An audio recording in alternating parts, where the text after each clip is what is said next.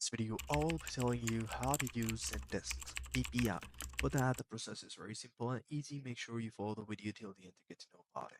So first thing first is that you have to go to the Zendesk website.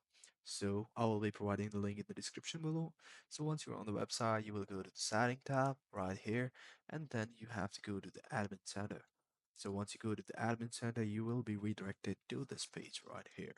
So once you are on this page, all you have to do is to navigate to the apps and integrations.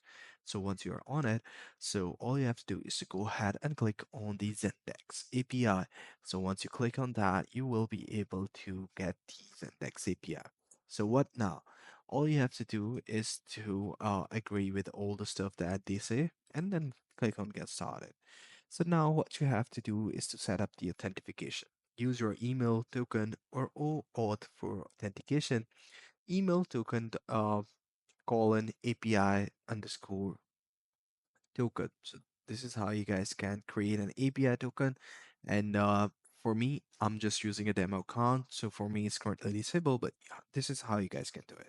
So for example, I'm just gonna go ahead and to tell you how to start a API. For example, all you have to do is to type in get backslash API and then backslash again, then v2 and then backslash again and then type in tickets. So by typing it, you will be able to fetch the tickets using this API. And then if you want to post a ticket or create a ticket, all you have to do is to type in post space and then backslash and then API and then v2 again and then tickets. By using these commands, you will be able to create.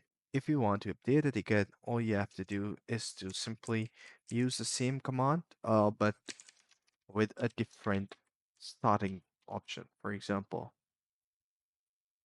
you have to use put and then or tickets, and then all you have to do is to make sure you use curly bracket, and then in it, all you have to do is to paste the ID.